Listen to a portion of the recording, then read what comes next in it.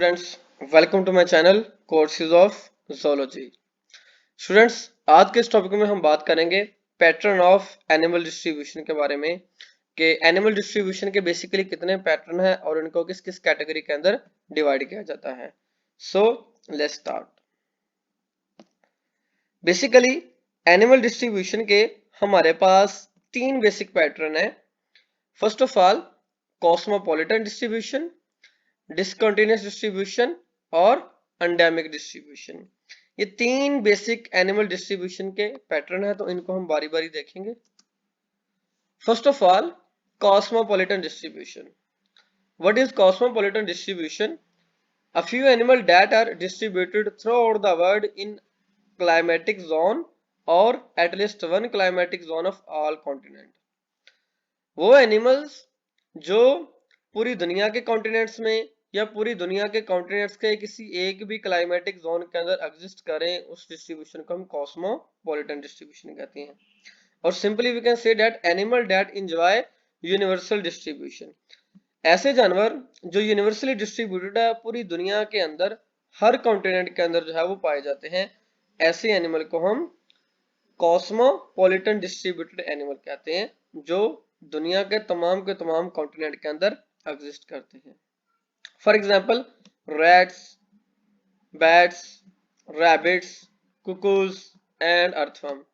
अगर इन एनिमल्स को हम देखें तो तकरीबन पूरी दुनिया के हर कॉन्टिनेंट के अंदर ये एनिमल्स जो है वो पाए जाते हैं। सो इन एनिमल्स की जो डिस्ट्रीब्यूशन है इसको हम कॉस्मोपॉलिटन डिस्ट्रीब्यूशन कहते हैं। Next one pattern of distribution is about discontinuous distribution. What is discontinuous distribution? Those animals which are found to inhabit one or more areas which widely separated often by thousands of miles but not present in regions between them are said to have discontinuous distribution। अगर सादा अल्फाज में कहें तो वो distribution जिसमें animal दो मुख्तलिफ एरियाज के अंदर पाए जाते हैं, ऐसे एरियाज जो एक दूसरे से कई थाउजेंड्स ऑफ किलोमीटर दूर हों लेकिन उन एरियाज के दरमियान कोई भी स्पीशी प्रेजेंट ना हो। सपोज करें कि एक स्पीशी इस एरिया के अंदर इनहेबिटेड है और दूसरी स्पीशी इस एरिया के अंदर जो है वो पाई जाती है। ये जो दोनों एरियाज है ये एक दूसरे से कई थाउजेंड्स किलोमीटर दूर है।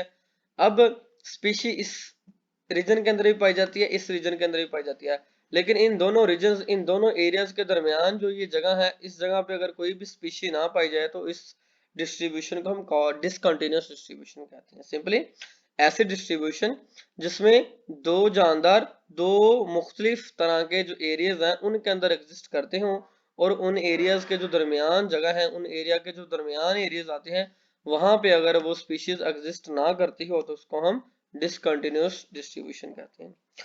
फॉर एग्जाम्पल मर्सूपियल्स, जिनको हम पॉच्ड मैमल्स भी कहते हैं, जिनकी एग्जाम्पल में कैंगरूज आ जाते हैं। अब ये जो कैंगरूज हैं पॉच्ड मैमल्स, ये ऑस्ट्रेलियन रीजन के अंदर पाए जाते हैं और नॉर्थ और साउथ अमेरिका के अंदर पाए जाते हैं।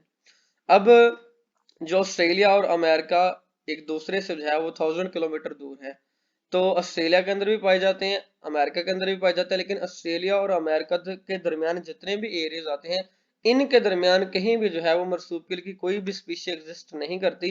सो मर्सूपियल हमारे पास डिसकंटिन्यूअस डिस्ट्रीब्यूशन के अंदर आ जाते हैं।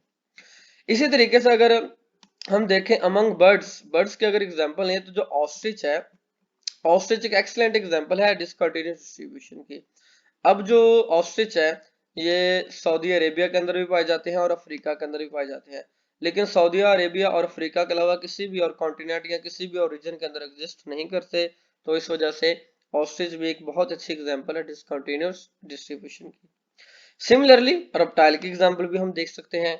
रेप्टाइल की फैमिली क्रोकोडाइल, इनमें ये अमेरिका और चाइना दोनों रीजन्स के अंदर पाए जाते हैं, लेकिन इनके दरमियान किसी भी रीजन के अंदर एग्जिस्ट नेचुरली नहीं करते।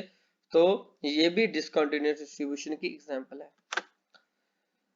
सिमिलरली हम एम्फीबियंस की एग्जांपल भी देख सकते हैं। एम्फीबियंस में लियोपेल्मेडिया एक प्रिमिटिव फ्रॉग्स की फैमिली है।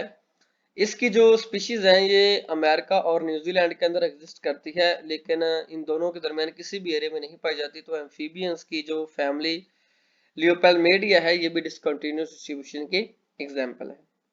So what are the basic reasons for discontinuous distribution. आखिर जो जानदार है ये डिसकंटिन्यूस डिस्ट्रीब्यूटेड क्यों है कि दो मुख्तलिफ एरियाज के अंदर तो पाए जाते हैं लेकिन उनके दरमियान जितने भी एरिया जितने भी स्पेस आती है उसके अंदर एग्जिस्ट क्यों नहीं करते, इसकी क्या वजह है।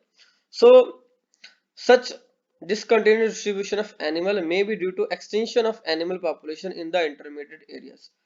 अच्छा, इसकी तो एक मेन रीजन ये बताई जा सकती है ना कि एनिमल्स जो है वो दो मुख्तलिफ एरियाज के अंदर एग्जिस्ट करते हैं लेकिन ये जो दरमियान वाला एरिया इनमें कोई भी स्पीशी नहीं पाई जाती। इसकी मेन रीजन तो ये हो सकती है कि किसी न किसी अनफेवरेबल कंडीशन की वजह से जितने भी जानदार थे जो इस इंटरमीडिएट एरिया के अंदर मौजूद थे वो सारे के सारे जो है वो डिस्ट्रॉय हो गए, उनकी एक्सटिंक्शन होगी।